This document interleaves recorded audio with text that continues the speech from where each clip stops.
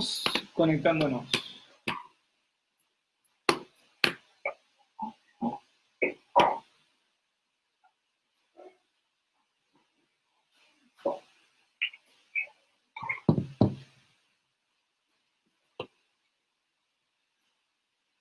¿En qué parte vivís, Augusto? Em que parte Você mora? Em Manaus, Amazonas. ¿No te recuerdas de Augusto en Piracicaba? Ale y Pablo. Yo sí. Mas ainda estou acá. Sí. El que trajo la carne, ¿no? No, vos, Luis, habías traído la carne. No, ellos con las personas de Amazonas y Glenn. Sí, viste que me acuerdo. Bueno, ya estamos conectados. Bueno, vamos a esperar un segundo más. Tem o telefone, aquele bom sol de... ¿Ustedes me escuchan bien a mí? Sim. Sí, ya está bien la transmisión también. Sí, bien. Tá ótimo.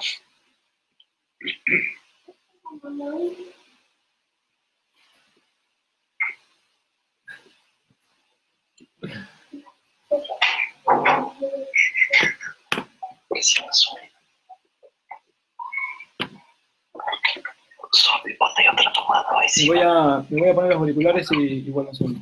O sea, que se conectan algunas personas más.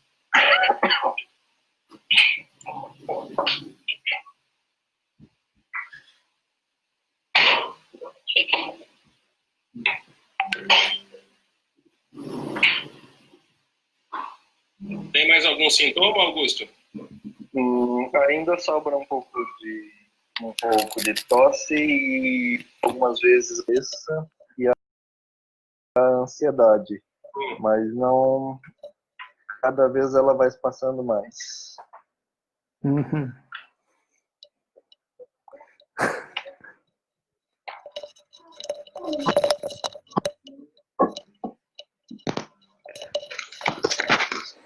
Bueno, si quieren, vamos comenzando de a poquito. Sim? Deixa eu fazer um teste. Eu mudei o fone, conseguem me ouvir bem? Sí. Bueno, ¿están de acuerdo? ¿Empezamos? Bien.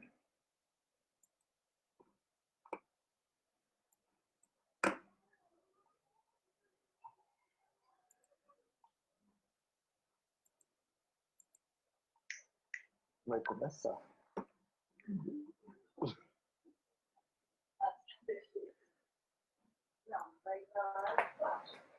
Bueno,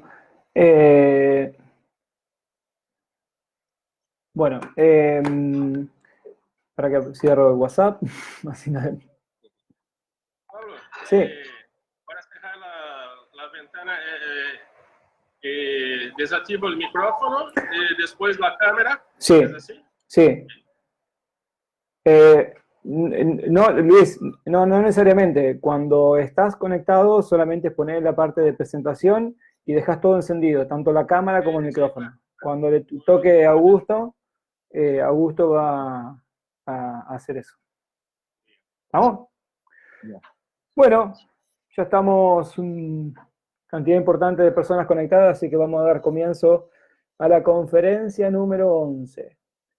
Bueno, nuevamente, hola a todos, gracias por compartir con nosotros estas charlas que estamos organizando desde la oficina regional. Como siempre, antes de empezar con las presentaciones de hoy, vamos a mencionar los invitados de la próxima conferencia, que sería el próximo jueves. Vamos a tener como invitados a dos amigos de Cuba, a Etienne Pérez y a Gustavo Sosa, y a Natalia Rossi, que si bien Natalia es argentina y actualmente está residiendo en Namibia, está trabajando activamente en Cuba, coordinando una cantidad importante de trabajos. Vamos a buscar la manera más conveniente de realizar la transmisión, pero creemos que vamos a poder tenerlos a los tres en vivo. Bueno, comenzando con las presentaciones de hoy, realmente estamos logrando una diversidad de temas y un contenido científico bastante importante. Tenemos como invitados a Luis Bassetti y Augusto Klukowski Jr., quien nos van a comentar sobre el rol de los veterinarios especializados en crocodilianos, sobre cómo diseñar e implementar prácticas, programas, investigación en un contexto de una salud única. Vamos a comenzar con Luis Bassetti. Lo vamos a presentar rápidamente. Luis inició su vida académica en la Universidad de Alfenas. ¿Qué estado es Alfenas, Luis? Una ciudad de la provincia de Minas Gerais. Muy bien. Bueno, donde consiguió graduarse como veterinario e inmediatamente realizó sus primeras experiencias en la clínica de los animales silvestres. En el año 2000 ingresó en la Universidad de San Pablo para su maestría en Ecología de Agroecosistemas. Y en el año 2012 inició su carrera de doctorado en Ecología Aplicada en el Centro de Energía Nuclear para la Agricultura, también en la Universidad de San Pablo.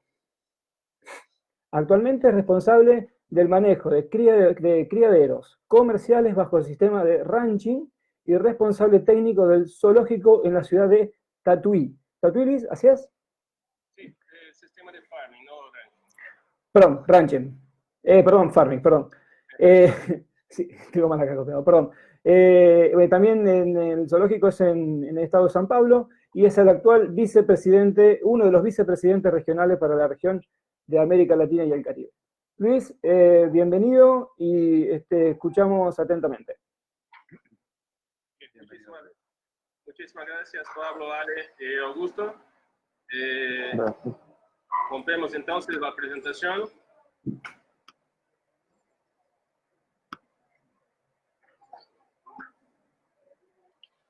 Bien, buenas noches amigos, espero que todos estén bien. Vamos a trabajar un poco sobre los papeles que tenemos en sanar un mundo enfermo. Para los más viejos, me gustaría mostrar esta foto de un encuentro del CSJ en Piracicaba, donde tenemos al gusto de pelo largo, pero hoy no tiene más pelo. Bien, la primera slide que me gustaría mostrar a ustedes. Falta una foto tuya también, Luis. No, es todo lo mismo. Hermoso como siempre. Bien, digo a vos que se pueden ver alguna infección en la foto de la izquierda, porque lo que tenemos son los virus que están en áreas que bien normal ainda son un poco prístinas, pero después que vamos allá, los virus siguen las luces. La foto superior a la derecha tenemos las ciudades de Estados Unidos, como Nueva York, la capital, Miami. A la izquierda tenemos la ciudad de México y un poco más a la derecha tenemos la casa de Marisa. Y le pido a Marisa que apague las luces porque los virus están ahí. Muchísimas gracias. Abajo tenemos la ciudad de San Pablo y Buenos Aires. Es muy sencillo que las grandes ciudades tengan los brotes más violentos. Pero, ¿a qué nos enfrentamos?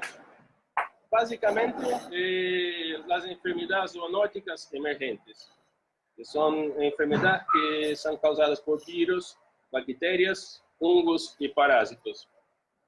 Amigos, una observación. Perdón por los slides estarem todos muy escritos, pero es para facilitar la vida de los que hablan en inglés, ¿sí? Perdón, no me gusta, pero hablé con Pablo y creemos que es mejor así. Bien, las enfermedades zoonóticas se van a dividir en zoonoses y antropozoonosis. El cuadro superior tenemos los patógenos responsables por varios tipos de enfermedad en los humanos, siendo que 60% de las enfermedades en las personas son advienen de zoonosis, ¿sí? por elementos, por virus, cosas así.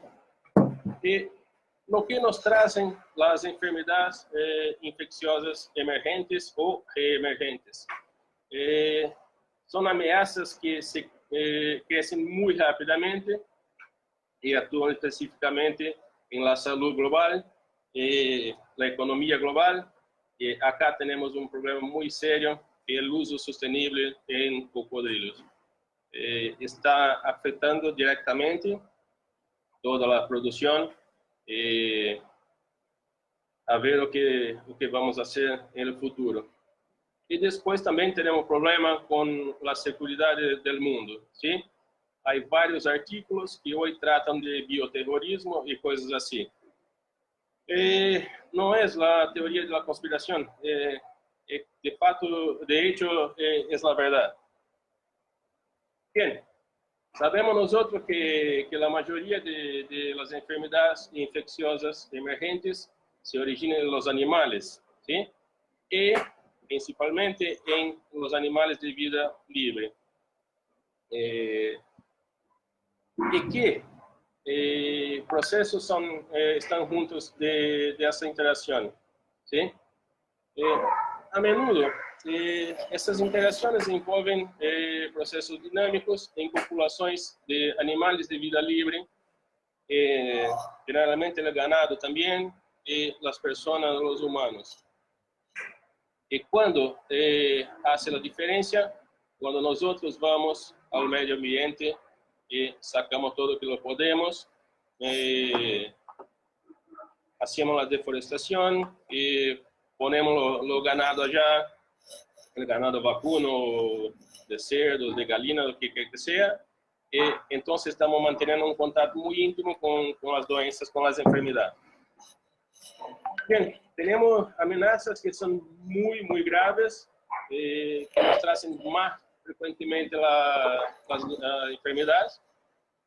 E uma das ameaças é o cambio climático, el aquecimiento global, por ejemplo, los desastres naturales.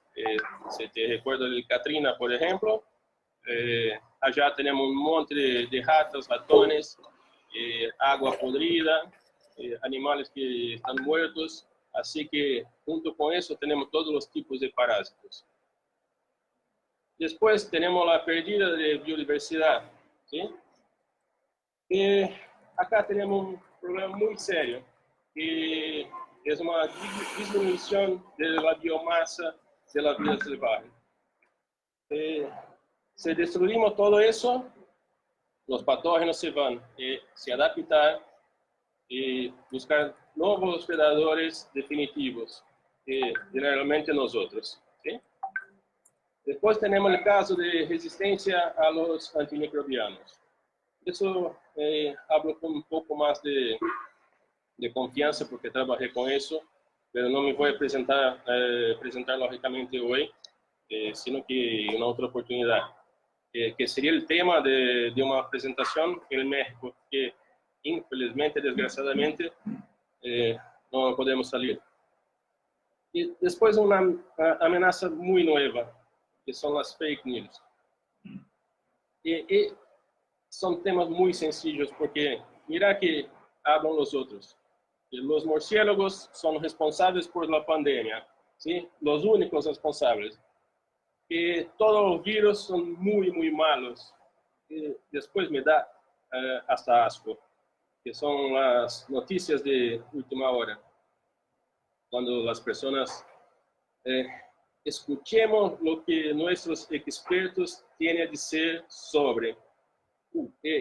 Es lo peor que se puede acontecer. Acá tenemos una foto, un dibujo del programa de medio ambiente de las Naciones Unidas, que nos muestra claramente la deforestación, la resistencia a los antibióticos, la intensificación de agricultura, cambio climático, como ya lo dije, pero tenemos acá también un mercado ilegal de animales y también los mercados que están pobremente regulamentados para el comercio. la verdad, amigos, es que los murciélagos no hacen mal alguno. Son los mayores dispersores de semillas y excelentes polinizadores. Los casos de rabia, de transmisión de rabia por murciélagos son carísimos. ¿Sí? Si tenemos en cuenta que en Brasil tenemos 84% de los casos de transmisión de rabia por animales domésticos y algo en torno de 5 a 8% de casos de transmisión de rabia, no solo a los humanos, pero a todos los animales. Así que, nuevamente, son raros. Y por los temas de SARS-CoV-2, ellos no nos transmiten el virus volando sobre nuestras cabezas. Después, sobre los virus, no son todos malos. Más del 90% de los virus son bacteriófagos. Y lo que nos importa eso es que ellos nos sirven de freno y de barreras contra las bacterias. Si no son ellos, nacíamos y después de 4 horas estábamos todos muertos. ¿Sí? Muchos de ellos son beneficiosos a los humanos, así también para los agronegocios y para todo el ecosistema. Y la verdad máxima es que no los vemos, pero son la más gran biomasa del planeta. ¿Sí? Entonces imagine cuántos de virus tenemos acá. Después la verdad sobre las noticias es que los periodistas están muy mal informados. ¿Sí? Y que la mayoría de las informaciones que nosotros vemos en la TV no tiene base científica. ¿Sí? Citan algunos artículos, pero le buscan muy informaciones en Google o en Wikipedia y nosotros ya sabemos lo que pasa con eso. Y por fin, la toma de decisión, que no está en las manos de los científicos. Pero la verdad es que no sé si eso es malo o no. Y le cuento que nosotros, especialistas en cocodrilos, trabajamos en locales que no son buenos para nuestra salud. Trabajamos en lama, que tiene un montón de ratones y ratas muertos y otros animales.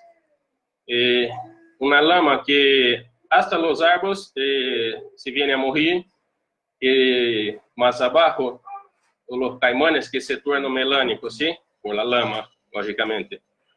Después buscamos datos de animales muertos en locales que también tienen mucha agua podrida, agua que está parada, y trabajamos con los huesos sin guantes y sin máscaras.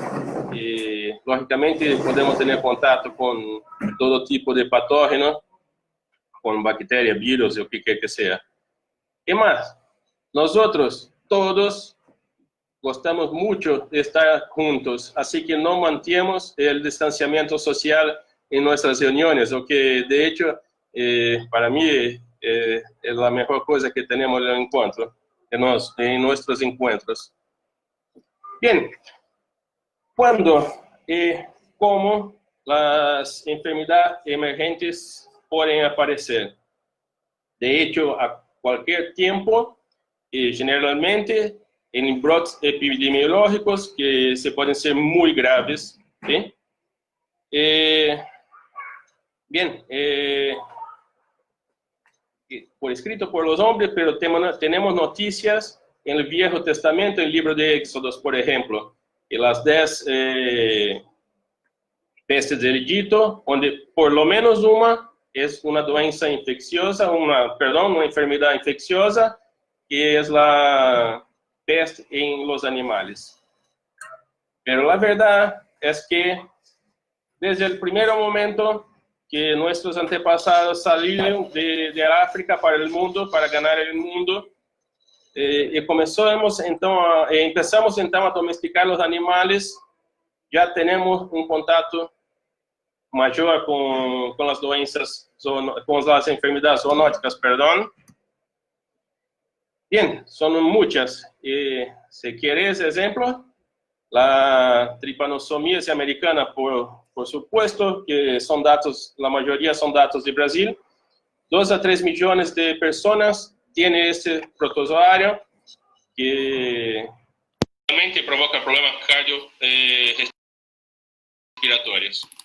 Los casos de rabia en Brasil, provocado por Lissavirus, un Rabidoviride. En 2009, 440.000 casos en Brasil.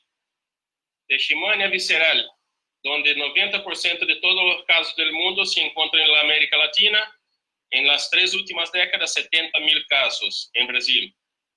Y ahora, lo que los especialistas en cocodrilos tienen más contacto. Si vamos a Amazonas, por ejemplo, la región norte de Brasil, tenemos más casos de malaria provocada por un plasmodium, que en 2018, 194.000 y pico casos nuevos. Si tomamos todo el mundo, 2.4 billones de personas están infectadas por plasmodium. Leptospira, no necesitamos hablar mucho sobre eso, pero en 4 años en Brasil tenemos 20.000 y pico casos confirmados. Bien, después tenemos brotes de fiebre amarilla, antivirus, ébola, chikungunya, el COVID-19. Y amigos, si te pregunto, una enfermedad causada por un RNA virus, ¿sí? Con dificultad, con una síndrome de dificultad de respirar, una síndrome respiratoria, fiebre, síntomas gastrointestinales, dificultad en respirar, tos seca y continua y provocada por animal silvestre. ¿Crees que es SARS-CoV-2? No, es antivirus. ¿Por qué tenemos que diferenciar todo eso? Porque nosotros vamos a los nidos de los caimanes y allá tiene un montón de ratones y ratas, pero tiene que ser todo de vida libre. Ratas domésticas no tienen antivirus. Y allá, entonces tenemos muchos aerosoles que pueden nos contaminar por antivirus. Y también no tiene cura, no tiene tratamiento, sino un tratamiento general. Entonces, muchísimo cuidado. Volviendo un poco a lo que lo empezamos, los días actuales, te pregunto si es posible tener algún lugar del mundo donde tengamos una salud única. Sí, tal vez el mejor de los escenarios sería una área pristina y allá podríamos tener un equilibrio del medio ambiente, pero la verdad es que el panel real es que en los días actuales nosotros tenemos el conocimiento de 1.6 millones de especies, pero el modelo matemático se llega a 8.7 millones de probables especies con una desviación estándar de 1.3 millones. Tenemos también que las tasas de extinción nunca se fueron tan altas y también nunca se fueron tan rápidas. El cuadro superior es un cuadro de la 7ª extinción del globo. Tenemos también ese escenario que 5 a 20% de los vertebrados y de plantas tienen un riesgo de extinción en este momento. Y no hay región en el mundo que sea intacta. Entonces, ¿dónde está el equilibrio del medio ambiente? De hecho, lo que notamos es un desequilibrio del medio ambiente provocado por nosotros como dueños del planeta, por una sobreexplotación de la caza sin distinción, sin ningún tipo de regulamentación, especies invasivas. Tenemos también desastres naturales como huracanes, tornados, competición entre especies, destrucción del hábitat con deforestación, por ejemplo, todo tipo de polución del medio ambiente y también el aquecimiento global. Tenemos más de 1000 situaciones que se van a ocurrir haciendo el desequilibrio, pero esos son los principales. ¿Qué salida tenemos nosotros? Calificación de personas a través del conocimiento.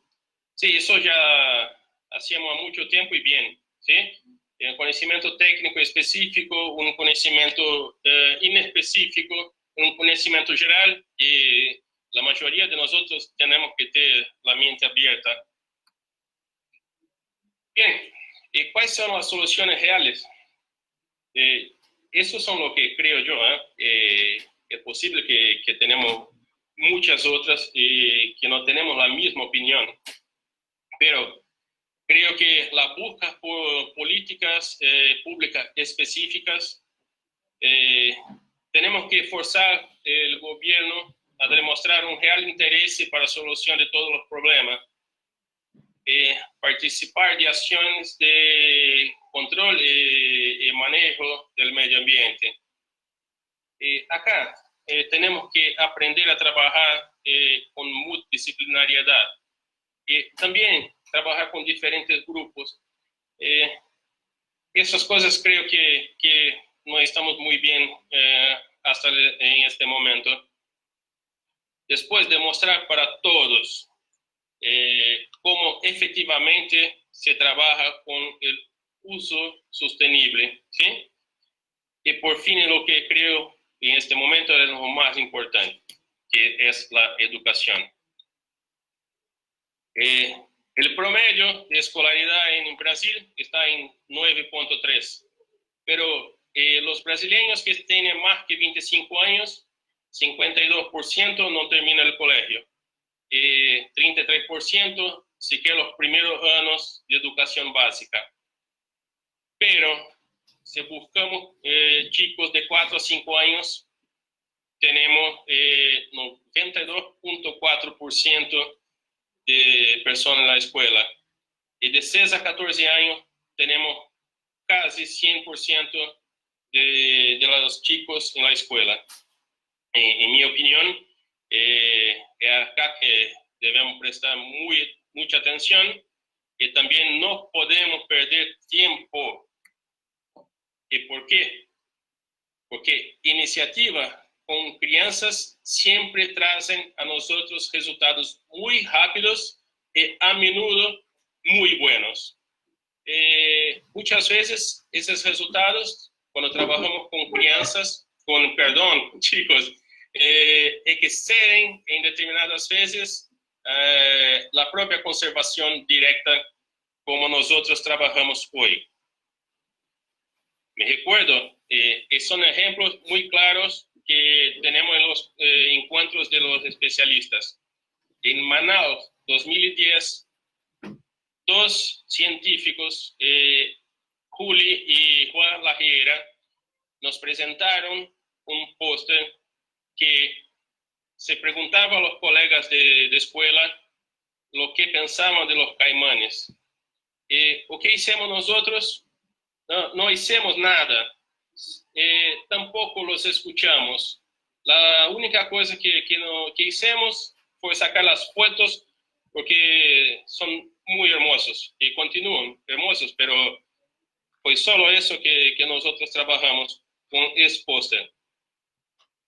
Bien, como no tuvieron nada de respuesta, en 2014 en Lake Charles, ellos preguntaron a sus colegas de escuela qué pensaban sobre los científicos que trabajan con cocodrilos. Bien, si me recuerdo bien, que éramos todos locos. Y por fines, acá, la derecha, lo que tenemos es Karin Ebe, una chica que nos donó más dinero que todas las empresas juntas, ¿sí? Eso buscando un cambio por sus regalos de cumpleaños. Entonces, los chicos son muy, muy importantes en este momento. Tenemos 3 ejemplos que tengo conocimiento de el Crocodile Research Coalition de Marisa Teles en Belice, del Instituto Marco Daniel del Proyecto Caimán en Brasil, y por fin, pero no menos importante, el Proyecto Jacaré en Brasil. Y les digo esto porque trabajé con ellos, empecé el proyecto con la profesora Josélia y Denilza. Así que para mí es un placer ter trabajado con ellos. Y le pregunto ahora, mi amigo, ¿por qué no podemos perder tiempo? Porque las crianças hoy crecen muy rápidamente. Porque mientras estamos todos reunidos en esta presentación, cientos de ONGs están trabajando para evitar que el mundo consuma productos del uso sostenible. Porque la situación realmente es muy, muy seria. Y si no actuamos pronto, el riesgo de tener nuevos brotes de enfermedad emergente o reemergente es muy, muy alto. Bien, al fin, buen voluntad, fuerza, espíritu de team, altruismo y algunas concesiones personales. ¿Sí? Mis amigos, basta por hoy. Muchísimas gracias a ustedes y hablamos en algunos minutos. Chao, chao.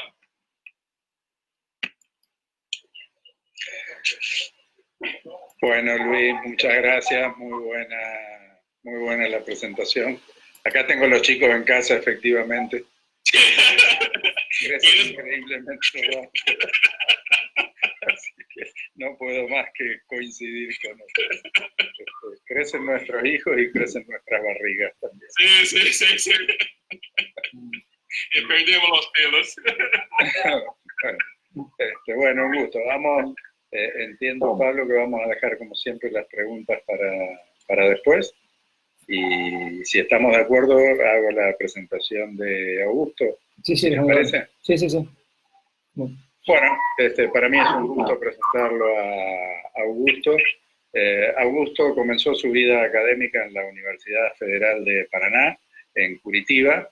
En 1997 inició sus trabajos en el Zoológico Militar de Manaos.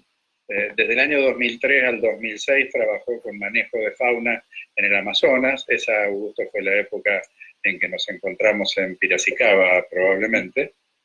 En el año 2012 ingresó a la Universidad del Amazonas para la maestría, que finalizó en 2017, en la Universidad de Santa Catarina, en 2017, en la Universidad de Santa Catarina para el doctorado en Ciencias de Alimentos.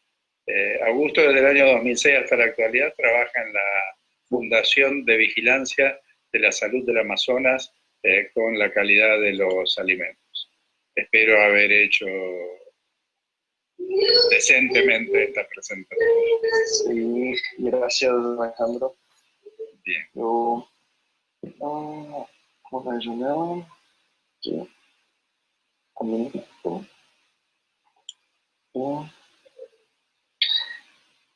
Eu vou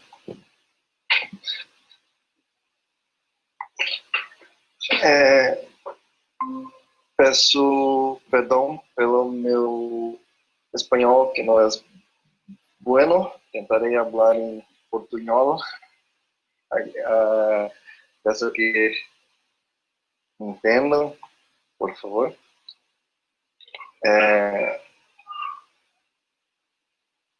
Tá bem. Ok. Consegui. Ahí ya está visible el PowerPoint. Já está visível. Sim, eu vou ter que passar em...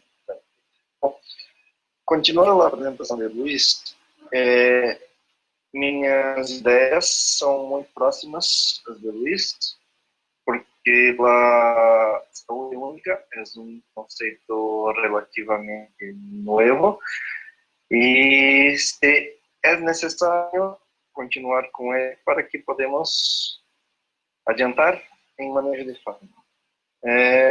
Definição de saúde única se presta a uma saúde que envolva tanto as pessoas, quanto os animais, quanto a flora, quanto os micro-organismos, envolvendo todo o ambiente.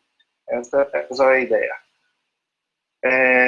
Discutimos que podemos também chamar como saúde única, como medicina do meio ambiente ou ecologia de doenças, porque, na verdade,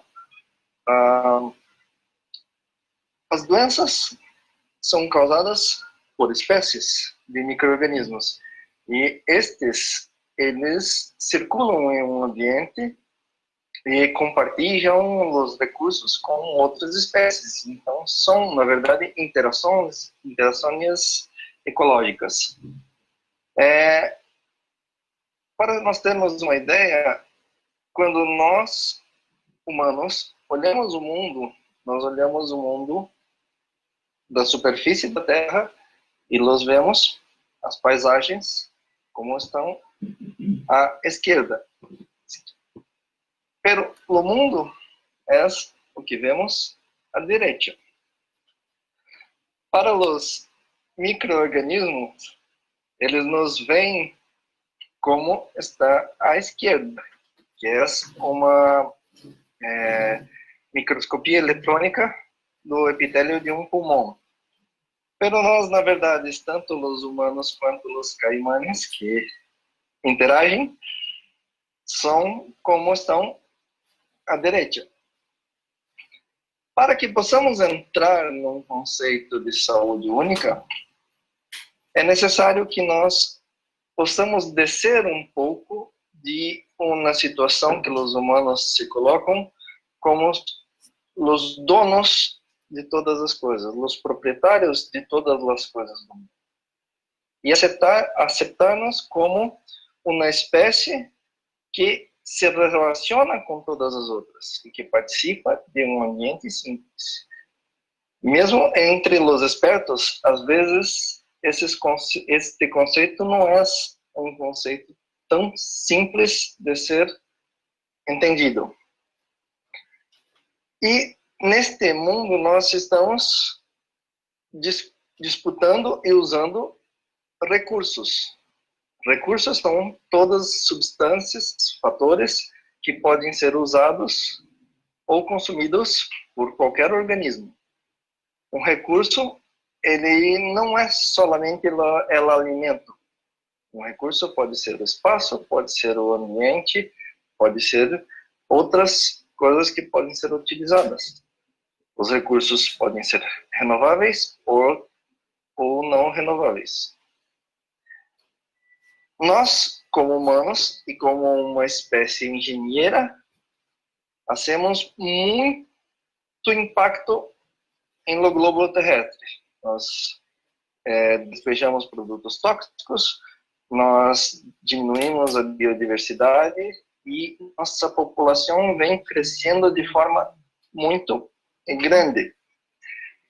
E com todos esses fatores, impomos uma mudança climática importante no mundo.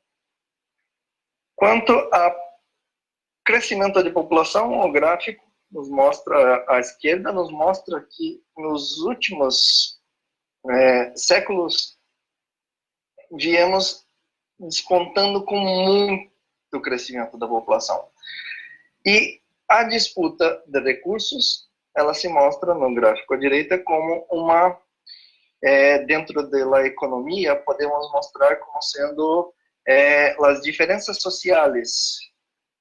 Pessoas mais ricas têm mais recursos, concentram mais recursos e podem utilizá-los ao redor do mundo, enquanto pessoas mais pobres os podem menos. E isso, tanto quanto pessoas dentro de um único país, quanto países entre eles. Outra mudança que fazemos é a mudança em la paisagem. Nós temos acá 3 figuras que mostram exatamente a mudança da cidade de Manaus. A cidade vista de dentro da floresta, Na figura abaixo, nós vemos exatamente a borda da floresta, onde a cidade avança sobre a floresta, e à esquerda ao alto, nós vemos a mudança no centro de Manaus, onde nós mudamos completamente a paisagem. Além desta mudança, temos a agricultura, que também faz um câmbio muito grande na paisagem. Na Amazônia, um setor de floresta muito grande, muito importante. Esta mudança se torna bem grande, perto do que podemos ver em áreas de campo, como no sul do Brasil, os pampas argentinos, e em algumas outras situações onde a mudança não é tão grande quanto ocorre acá. Nestes gráficos mostramos a mudança que houve no deflorestamento do Brasil de 1985 até 2017. E podemos observar que a agricultura brasileira, a produção de alimentos, ela aumentou muito sobre a Amazônia. Ela se impôs muito sobre a floresta, que é uma área de vida muito grande, de interações ecológicas e de processos ambientais que ocorrem de maneira muito rápida. Este avanço, ele impõe mudanças climáticas que vão se reproduzir não só na Amazônia, mas vão se reproduzir em muitas outras áreas do mundo, causando mudanças. E como o Luiz já tinha colocado, nós viemos causando, nas últimas décadas, uma evolução muito grande de extinção de espécies. Nós, como espécie principal, temos causado um dano muito grande sobre os animais. Uma das coisas que importa para a gente transmitir novos patógenos, novos organismos para um ambiente, nós temos um nicho vago onde aquela espécie pode ocupar, e isso se dá às vezes com uma mudança de agricultura, como transformar uma floresta em campo. Pouca variedade daquela espécie, limitações biológicas, grandes distúrbios no ambiente, a pressão dos propágulos e avaliação de rotas e vetores. Portanto, quando colocamos uma espécie nova dentro de um ambiente, pelaquela visão que temos de que essa espécie carrega muitas coisas dentro de si, não é somente uma espécie que está sendo colocada.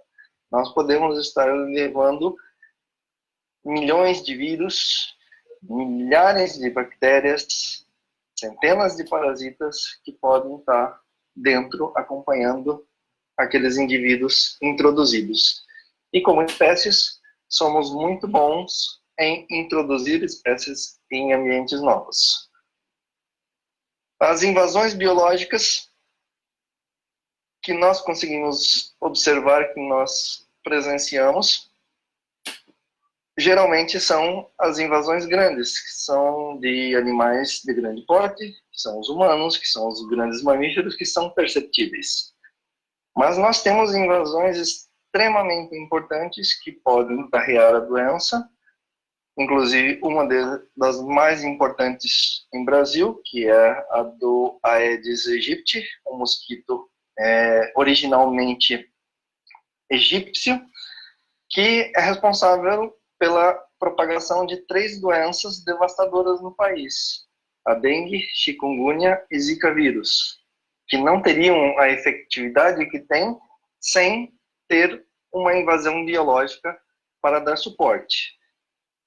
E percebemos a entrada de outras doenças e outras reemergências, como os primatas que têm descido cada vez mais ao sul, provavelmente por condições de mudanças climáticas. Também os mosquitos transmissores da febre amarela têm se ido cada vez mais ao sul, No ano de 2019, os surtos entre primatas no Brasil aconteceram já no norte do estado de Santa Catarina, que já faz fronteira com a Argentina, e ao sul do estado do Paraná. Então, coisa que cada ano ele está descendo. No ano anterior, os surtos tinham sido no estado de São Paulo, e 2 anos antes, os surtos se restringiam até o estado de Minas Gerais, que fica bem ao centro do Brasil. E essa pressão, essas mudanças, esses eventos, eles vão causando mudanças importantes de forma física e biológica. E quando essas mudanças, esses distúrbios se tornam recorrentes, eles podem causar uma resposta adaptativa das espécies, justamente para poder acessar aquele novo ambiente, para tentar se adaptar àquilo. A espécie que não é extinta do ambiente, ela vai necessitar se adaptar ao novo ambiente para colocar. As competições entre indivíduos dentro da espécie e fora e entre espécies acontecem, e as espécies dominantes ou indivíduos dominantes, eles excluem aqueles que vão ter menor habilidade. Isso ocorre naturalmente entre as espécies, porém as mudanças que nós impomos sobre o ambiente, sobre aquela história natural que havia, ela pode acelerar muito e criar até problemas para a espécie mais fraca. Para se ter uma ideia, a saúde única ela está bem no centro, onde envolve todos esses pontos. A saúde animal, a saúde dos vegetais, a saúde dos humanos, que também deveria já estar lá dentro dos animais, mas nós separamos para entendimento ainda, e a saúde dos ecossistemas, gerando um conceito total de saúde ambiental. Nós vemos aqui que nós humanos, para entendimento, nós fazemos 2 momentos. Um momento de pesquisa, que nós atuamos dentro da saúde das plantas, dentro da saúde dos animais, dentro da saúde dos humanos, e até dentro da saúde do ambiente como um todo. E as intervenções que nós fazemos, e essas intervenções sim são sobre os animais, as plantas, e sobre nós humanos. E aí, a consequência é uma mudança no ambiente como um todo. Perdão por estar em português, é um gráfico, não sei como mudando, mas a saúde humana, ela está dentro e tem o mesmo nível, né, a saúde dos vegetais e dos animais. Quando nós englobamos todas as 3, junto com a movimentação de recursos entre elas dentro de um espaço, nós temos a saúde do ecossistema. E a movimentação disso com outros ecossistemas ao redor do mundo, por exemplo, a água que sai da Amazônia evaporada e que vai irrigar as plantações do Mato Grosso do Sul ou até do norte da Argentina, através dos rios aéreos, ele vai envolver a saúde de todo aquele sistema que está a mais de 3.000 quilômetros de distância da Amazônia. Então, há uma relação importante entre isso, e aí nós podemos chamar de saúde ambiental. Quando nós temos um ecossistema que não está bem, que está modificado, que sofre muitos impactos e muitos distúrbios, a tendência é que as espécies que vivem nele vão ser mais suscetíveis às doenças que vão ocorrer, tanto o ambiente quanto a espécie. E quanto mais estável, quanto mais saudável, quanto mais saúde tiver esse meio ambiente, melhor é a situação. Mais rápido é a resposta a um estresse pontual nós vamos ter a maior biodiversidade possível nas espécies nativas, dentro de todos os nichos e todos os níveis tróficos. E as taxas de reprodução vão estar perfeitas. Nós vamos ter um mínimo de doenças, um máximo de diversidade genética, e esse ambiente ele é estável desde alguns minutos até ser acompanhado há alguns anos, alguns milênios. Como o Luiz já mostrou, nós não temos mais nenhum ambiente no mundo em que não tenhamos nenhuma alteração, nenhuma pressão. Então, a gente tem diferenças de níveis somente. Com essas pressões, nós fomos vendo doenças emergentes ou doenças que foram se fazendo mais presentes. É importante dizer, como o Luiz mostrou, que todas as doenças, um dia elas foram emergentes. Ou nós não conhecíamos, ou elas deram o salto, o pulo para uma nova espécie. Uma doença que as pessoas que trabalham com espécies marinhas têm grande conhecimento e viram um aumento muito importante é a fibropapilomatose em tortugas. Outra doença importante que também é muito falada é o branqueamento dos corais, White Band Disease. A primeira SARS foi uma emergência e a mutação foi buscada em civeta, o salto para os humanos. Também aconteceu na China, onde tem uma circulação desses vírus. Depois disso também tivemos a influenza grave, outra que tem uma circulação com uma mudança extremamente importante no mundo, e nós temos um acompanhamento mundial hoje, vendo qual vai ser a combinação dos complexos H e M específico para providenciar as vacinas das pessoas. Teve um ciclo de mudança importante.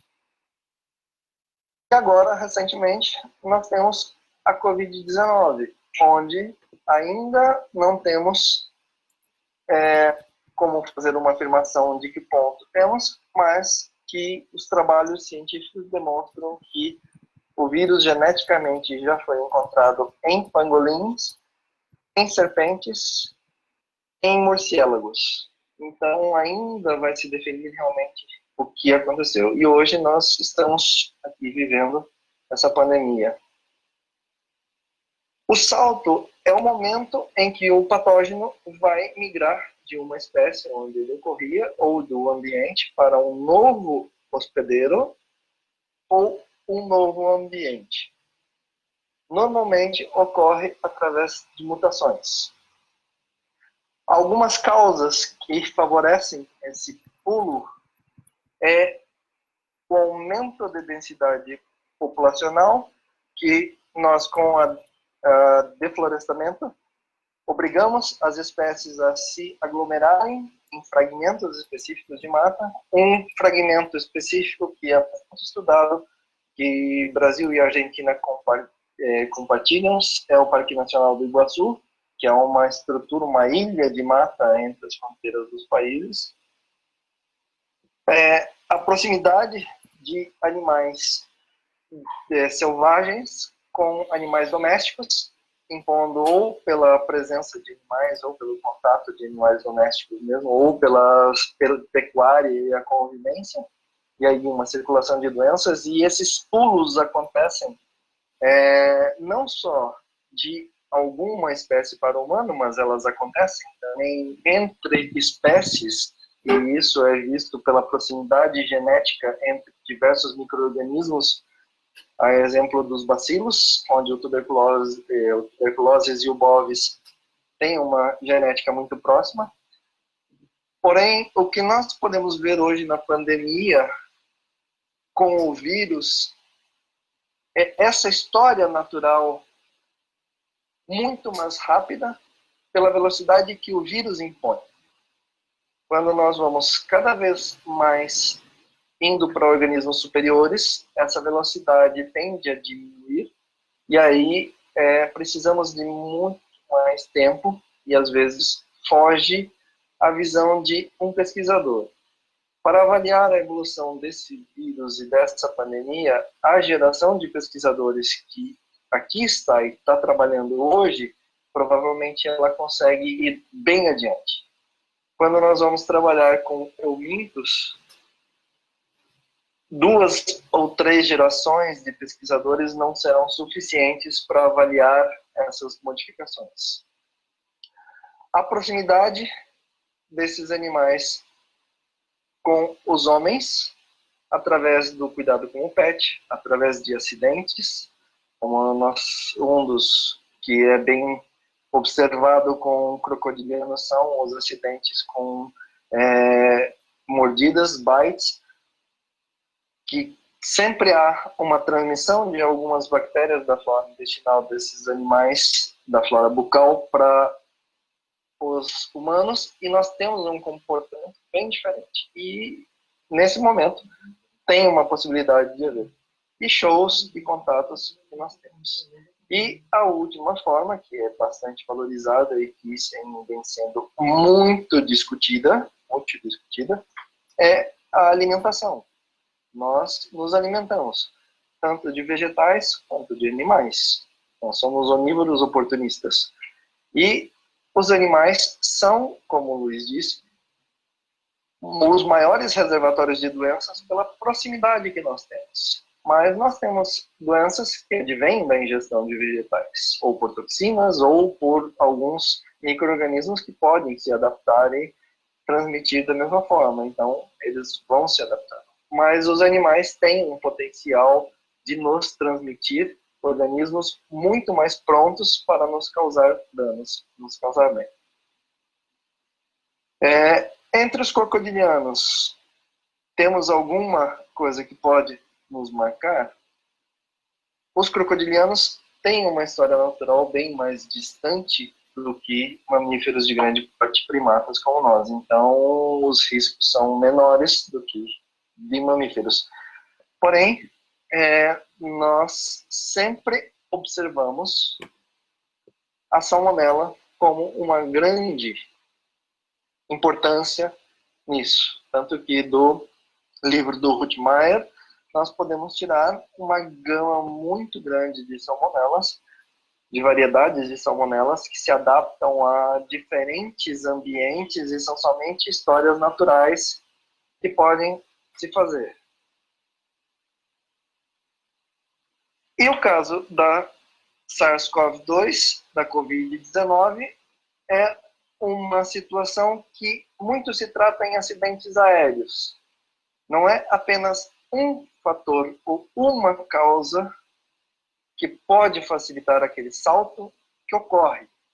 Geralmente, são vários fatores, vários perigos que estão junto, falando de análise de risco, que se confluem para que juntos eles aumentem de forma substancial esse risco e possam colocar. Então, em Wuhan, na China, o que acontece? O mercado molhado deles, o mercado de mar deles, é uma gama onde nós temos animais de vida livre, animais selvagens, que são mantidos juntos com animais domésticos, que são vendidos com a carne, que são vendidos com pouca higiene, num ambiente onde eles são coletados com um deflorestamento muito grande no entorno, como vocês podem observar no mapa embaixo, onde todas as áreas claras são áreas de deflorestamento e as áreas mais escuras são as florestas remanescentes em torno de Wuhan, que é uma província muito grande. A consequência que nós temos disso é hoje, junto com o aumento do vegetarianismo e do veganismo no mundo, a gente tem uma criminalização dos mercados da venda da vida silvestre. Para crocodilianos, isso se torna um complicador, porque boa parte dos planos de manejo e conservação são baseados no uso dessas espécies.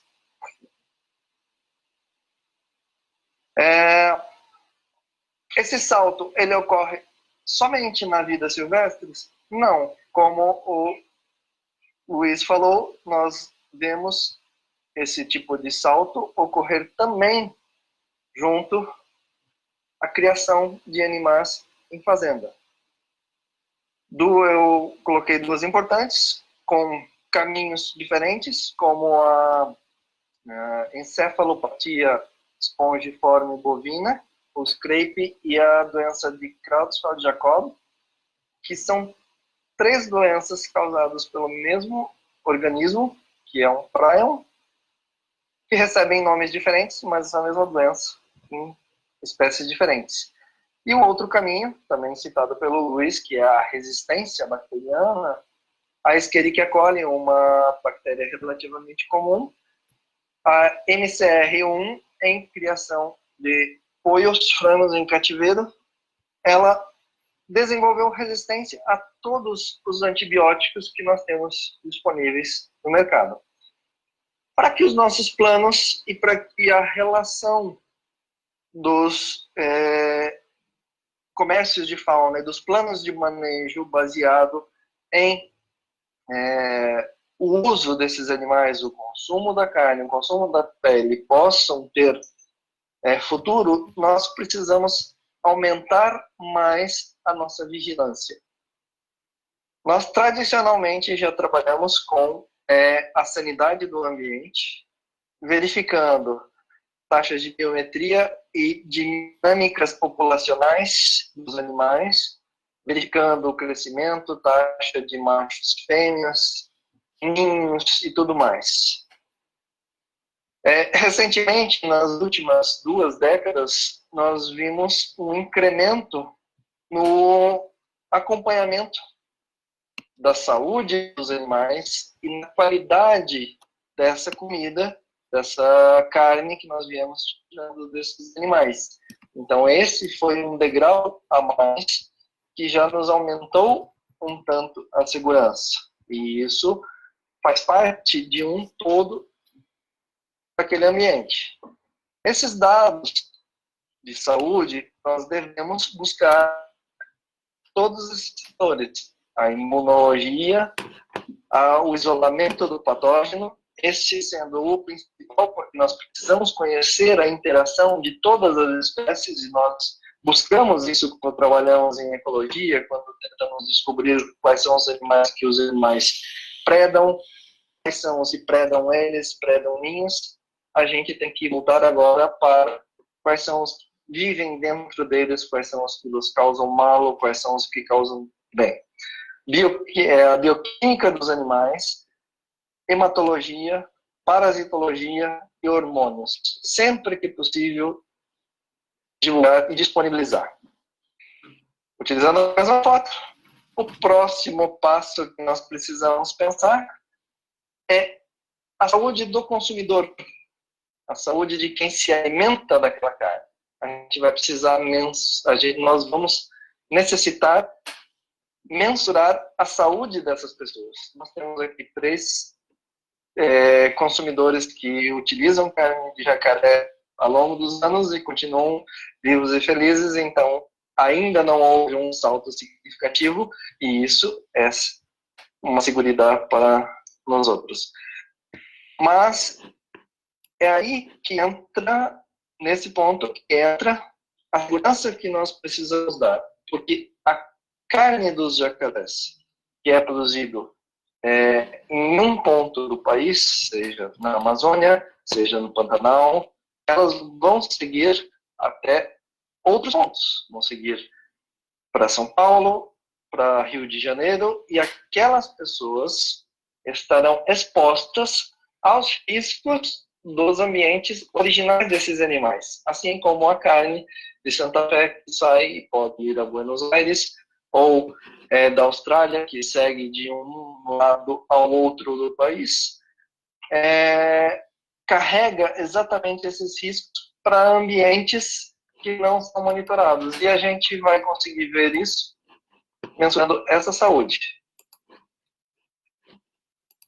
As espécies precisam ser transformadas também em espécies sentinelas, porque quando consideramos o cuidado com a saúde desses animais, nós estamos olhando os riscos que há para a emergência de uma nova doença para os humanos. Os macacos são espécies sentinelas, os primatas são espécies, os monos são espécies sentinelas para a febre amarela, Maria. E elas são importantes para que continuamos verificando. As pessoas com pouca educação, como o Luiz falou, quando vem um surto, um brote em monos de febre amarela, tendem a matar os macacos, tendem a tirar a vida. E isso acaba expondo mais ainda a população humana a isso. E as capivaras, já vemos que são sentinelas para riquezas e outras febres desse gênero. Em alguns momentos, necessitamos fazer alguma intervenção quando pode sair. A raiva, que é uma que foi citada pelo Luiz também, em alguns momentos, quando nós fazemos muita pressão no ambiente, ela pode subir os casos pela proximidade. Se esse momento de pressão, essa doença começa a sair um pouco dos patamares aceitáveis, pode se interferir, como no caso da raiva nos Estados Unidos e na Europa, foi trabalhado com vacinas para alguns animais e o número de casos veio a desenvolver, a baixar. Para que se possa trabalhar dessa forma, como o Luiz já falou, com a educação, nós precisamos verificar muito a condição de interdisciplinaridade, outras disciplinaridade.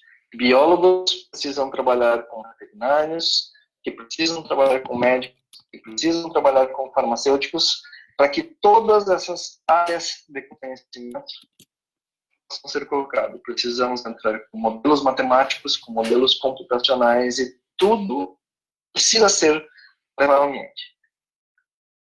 Precisamos ter a habilidade de criar estratégia para a saúde da fauna e da paisagem sem retirar a sociedade. Lembrando que sempre o homem, o humano, ele faz parte desse ambiente. E a gente precisa ter a habilidade de estar sempre estudando, porque nesse brote de Covid-19, verificamos que a cada dia nós temos diversos artigos que são publicados e precisamos estar completamente atualizados, contestando algumas informações, acatando outra, mudando protocolos com uma velocidade muito grande. Estar preparados em condições, trabalhar em condições não favoráveis, como foi mostrado, porque nós precisamos ir a campo, ir aonde as espécies estão e ver a sanidade dos animais naquele momento. Saber trabalhar em equipe, e às vezes com uma equipe muito pequena, abaixo do necessário, e entender os riscos o tamanho do risco que a gente vai ter para o desenvolvimento socioambiental daquela população naquela área, em hipótese alguma, valorizando demais a sua especialidade, a sua expertise, sabendo dividir com todos os expertos o conhecimento e respeitando todos e ter também uma certa habilidade para poder buscar fundos, porque não é fácil nós trabalhamos com essa área. Atualmente, esse setor da saúde única, envolvendo as pessoas nessas cadeias, com o ambiente, com os animais, está num ambiente de tentativa. Pouquíssimas são os governos que conseguem hoje estar abrindo os olhos para esses lados. No Brasil, nós somos alguns deles que pouco olhamos para esse lado. Talvez agora, após este brote, nós conseguimos melhorar essa condição. Nós temos condições de melhorar e essas pessoas precisam ser envolvidas. Como nós podemos reduzir o risco? Monitorando e trabalhando em grupo. Gracias a todos. Muy bien, Augusto. Muchas gracias. Muy buena la presentación, ¿eh? Pablo, Bien. ¿está por ahí? Sí. Sí, felicitaciones tanto para Augusto como para Luis, realmente muy interesante los puntos de vista sobre esta realidad, que a veces necesitamos tener un poquito más de información sobre algunas cosas. Sí, Alejandro, tengo unas preguntitas, ya, esperamos un momento que ya abro el WhatsApp, que me la está mandando Lucía. ¿Tenés alguna mano? Yo tengo una en mente, no a mano, porque es una mía. Es una, digamos, percepción que tengo, porque estamos hablando con un enfoque veterinario en esta cuestión. Está bien, yo me recibí ya hace 30 y pico de años de veterinario, así que ha pasado mucha agua bajo el puente, pero sí he percibido todo este tiempo que los veterinarios por formación tenemos más permeabilidad, digamos, más posibilidades de adaptarnos a los parámetros sanitarios, independientemente de que sobre todo los viejos, como es mi caso, el uso de los guantes nos ha costado, el uso de los barbijos era cuando hacíamos cirugía, pero muy raramente para prácticas de trabajos de campo. Independientemente de eso, yo veo que muchos veterinarios jóvenes trabajando en el campo están respetando la normativa, digamos, y las recomendaciones de sanidad, utilizando guantes, utilizando barbijos, manteniendo todas las medidas de seguridad. Acá no quiero que se interprete mal lo que voy a decir de los biólogos, que tienen, por cierto, una visión mucho más holística en los ecosistemas para el trabajo y tienen probablemente mucha mayor capacidad que nosotros los veterinarios para ver el ecosistema como un todo. Esa es la parte elogiosa que digo de los biólogos, y por otra parte tengo que decir que la parte no elogiosa para los biólogos es que en general no respetan muchos protocolos de seguridad y de higiene en el trabajo de toma de muestras. A ver, por ahí la pregunta es un poco complicada, pero te la hago primero a vos, Luis, y después lo dejamos a Augusto que amplíe. ¿Cómo podemos hacer para que las cosas buenas, entre comillas, que tenemos los veterinarios para trabajar en bioseguridad sean tomadas también por los biólogos para que las hagan suyas? Porque yo hoy veo en laboratorio los biólogos están trabajando con mucha bioseguridad, pero cuando van al campo, como vos lo mencionabas también y como algunos de los veterinarios lo siguen haciendo, trabajamos a mano limpia, no usamos barbijo y somos mucho más relajados en el manejo del material biológico de lo que lo somos cuando estamos en el laboratorio. ¿Hay alguna forma de que los veterinarios, ya que hablamos de enfermedades infecciosas, contagiemos un poco más ese conocimiento de bioseguridad a los biólogos? Ale, tengo claro para mí que nosotros que somos más viejos, que ya pasamos por todo, por laboratorio, por el campo, por varios proyectos, que es nuestra función hablar con ellos. Como presenté a poco, veo que es muy más simple decir eso a los jóvenes, porque ellos aprenden, nosotros no. ¿Sí? Mira Pablo cuando se va al campo. No tiene guantes, no tiene nada. No. Y así que veo.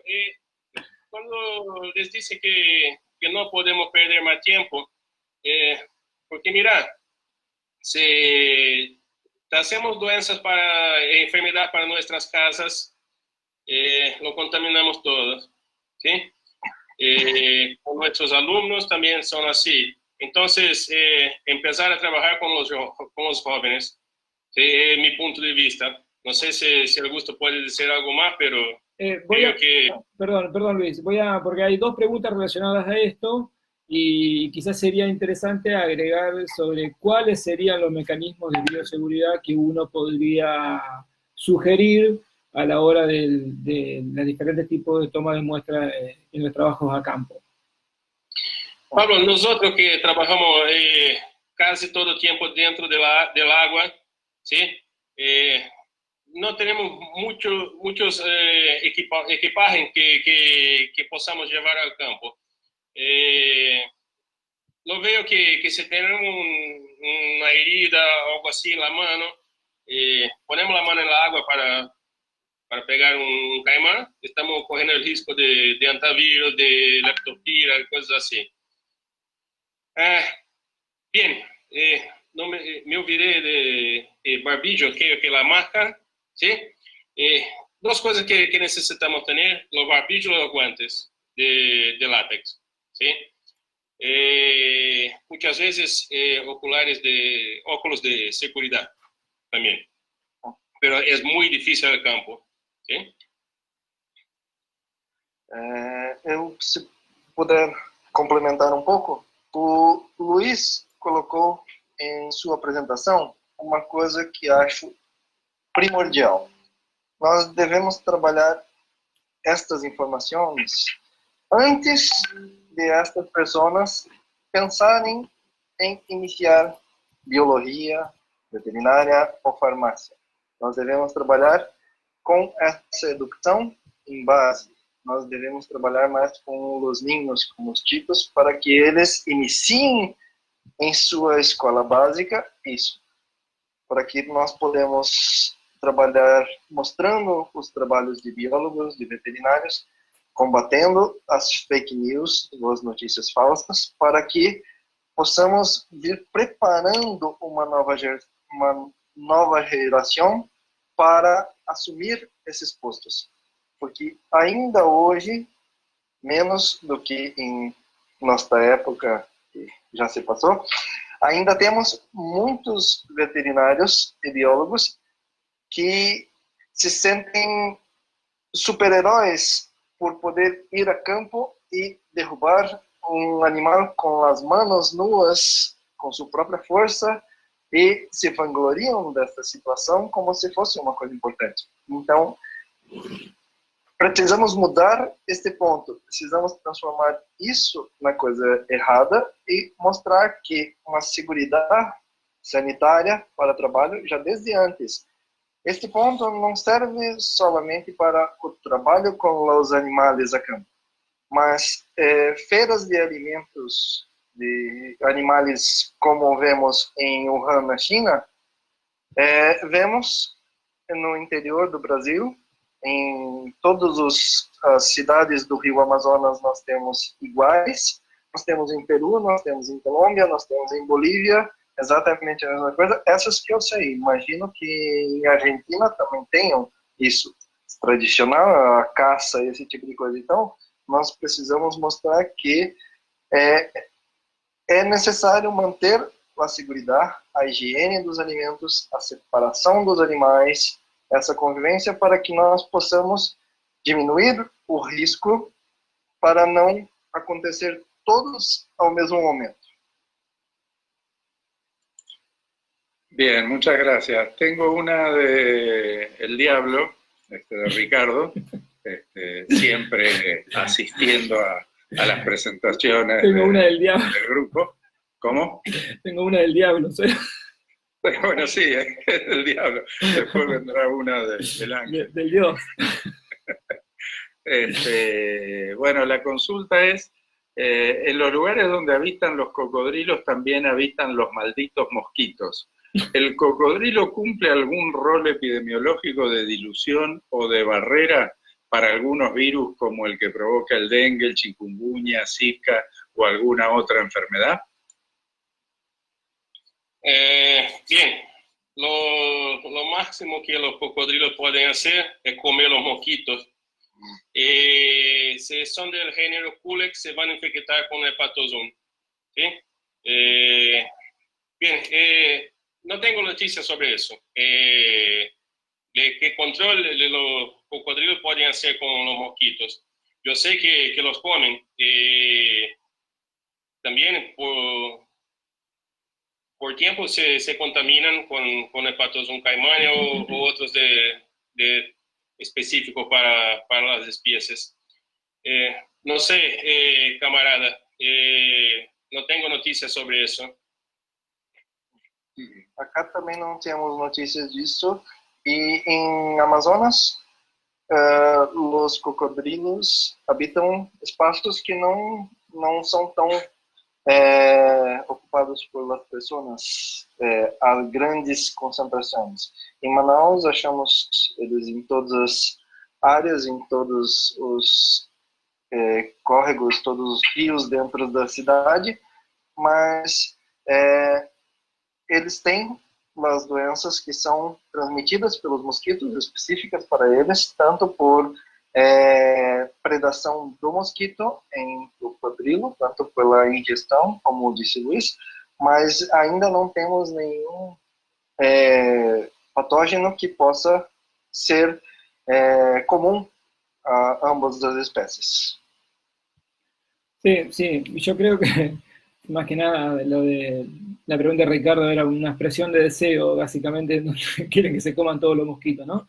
Para el trabajo de campo. Bueno, tengo una pregunta más, saliendo un poco de este tema, y quizás por el perfil productivo que tiene la persona que lo hace, Álvaro pregunta, ¿cuál es la visión de un veterinario o sea, cuál sería el aporte de un veterinario para la producción de pieles de cocodrilos de alta calidad para el mercado internacional? Lo que podemos hacer es eso.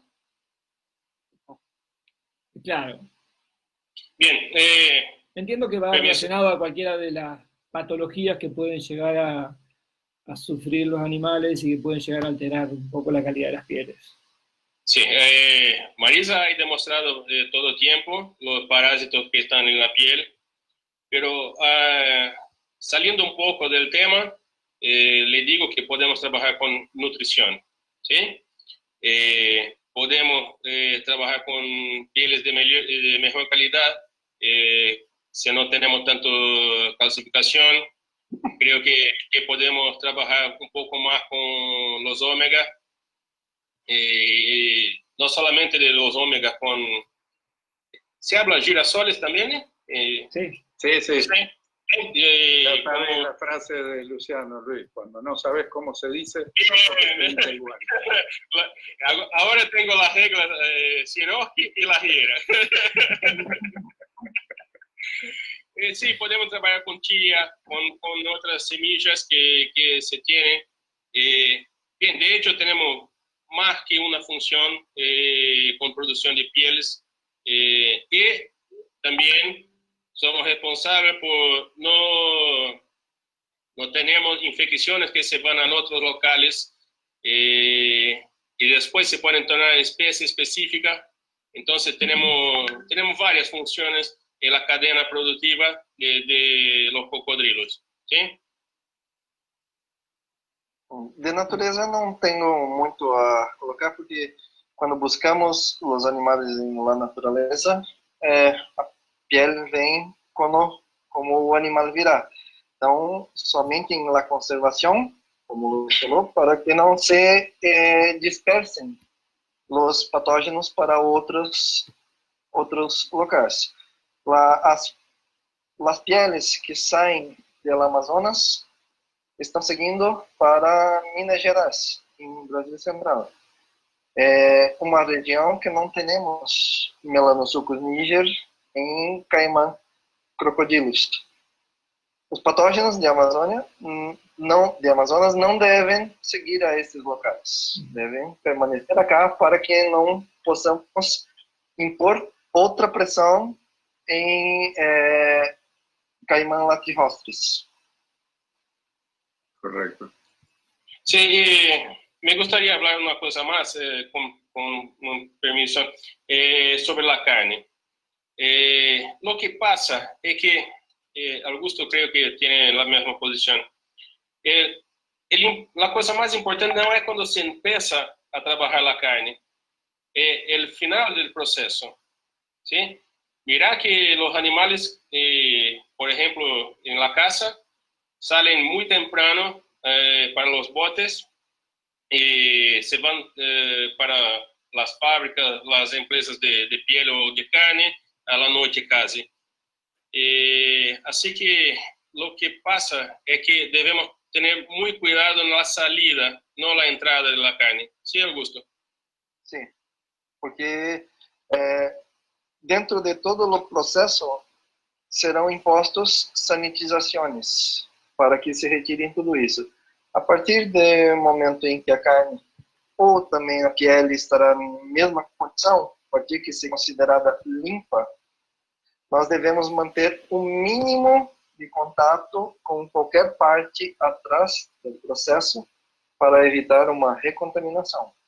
Hoje já temos trabalhos da Unicamp mostrando que salmonela já está reproduzindo a 12 graus negativos. Então, na verdade, o que nós achávamos que era uma coisa que ela só reproduziria a partir dos 30 graus, não é verdade. Ela diminui sua produção, mas com 12 graus ela se reproduz.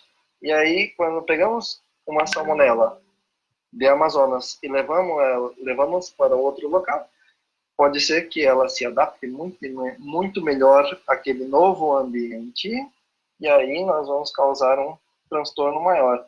Então, toda essa educação e informação, a informação tem que ser sempre passada a todos da cadeia. Acho que isso é um novo paradigma, um novo modo de trabalho que temos, em que compartimos muito a informação. Isto é muito importante. Antes, alguns pensavam que se pudesse segurar a informação era importante porque conseguiria segurar o processo e este era desvio. Não é mais verdade. Quanto mais temos todas as informações abertas, melhor será o proceso.